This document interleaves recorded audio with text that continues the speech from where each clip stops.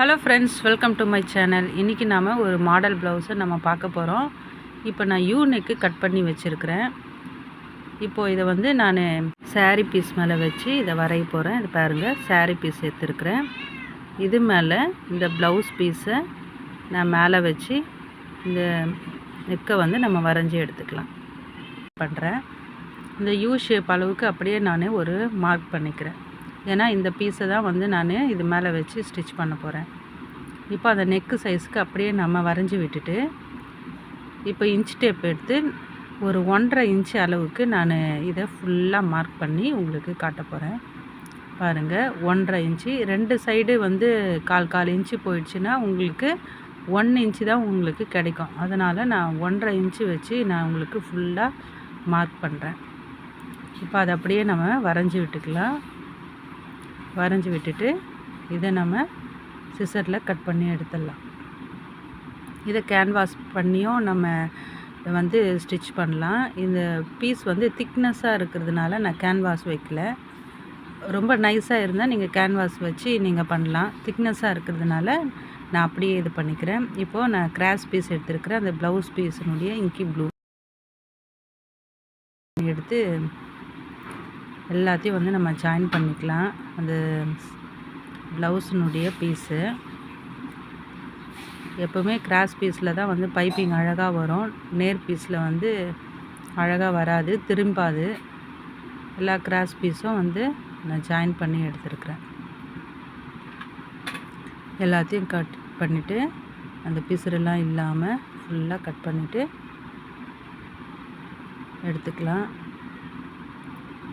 இப்போ நான் இந்த யூ ஷேப் கட் பண்ணி வச்சுருக்கிறேன். அந்த கார்னர் பக்கத்தில் உள் பக்கமாக இல்லை, கார்னர் பக்கமாக வச்சு இது நான் பைப்பிங் கொடுக்குறேன். 2 சைடுமே பைப்பிங் கொடுக்க தான் போகிறோம்.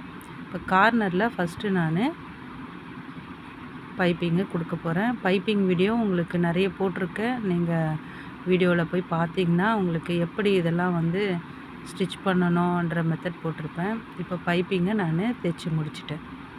பாருங்கள், கார்னரில் தைச்சி முடிச்சிருக்கேன். இப்போ உள் பக்கமாக தைக்கிறதுக்கு நம்ம ப்ளவுஸ் மேலே இந்த பீஸை கரெக்ட் பண்ணி சென்டர் பாயிண்ட் வச்சு நம்ம கரெக்ட் பண்ணி ஒரு ஸ்டிச் போட்டுடலாம். இப்போ பாருங்கள், ஒரு தையலை நம்ம ஜாயின் பண்ணோம். இந்த பீஸும் சாரீ பீஸும் நம்ம ஃபஸ்ட்டு ஜாயின் பண்ணிடலாம். இப்போ பாருங்கள், இதுக்கப்புறமா வந்து இது மேலே கிராஸ் பீஸை நான் மறுபடியும் ஒரு பைப்பிங் கொடுக்குறேன். நெக்கினுடைய எட்ஜில் ஒரு பைப்பிங் கொடுக்குறேன்.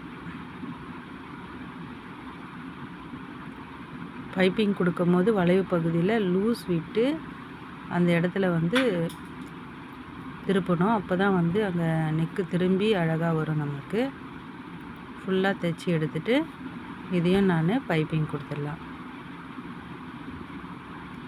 கார்னர்லாம் வந்து பாருங்கள், அழகாக வந்துச்சு. இப்போ 2 பக்கமும் கொடுத்துட்டோம்.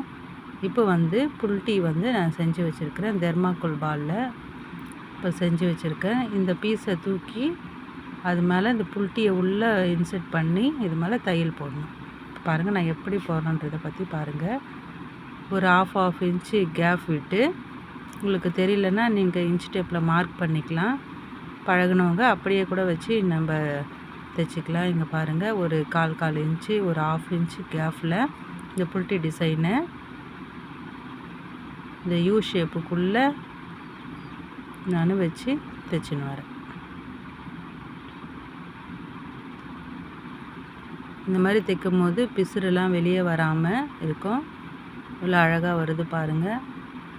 பார்க்குறதுக்கு நீட்டாகவும் இருக்கும், ரொம்ப லுக்காக இருக்கும். இவ்வளோ சூப்பராக வந்திருக்கு பாருங்கள். நீங்களும் ட்ரை பண்ணுங்கள். பைப்பிங் கொடுத்து தைச்சிருக்கிறேன். இந்த வீடியோ உங்களுக்கு பிடிச்சிருந்தால் லைக் பண்ணுங்கள், கமெண்ட் பண்ணுங்கள், மறக்காமல் சப்ஸ்கிரைப் பண்ணுங்கள். Thank you friends.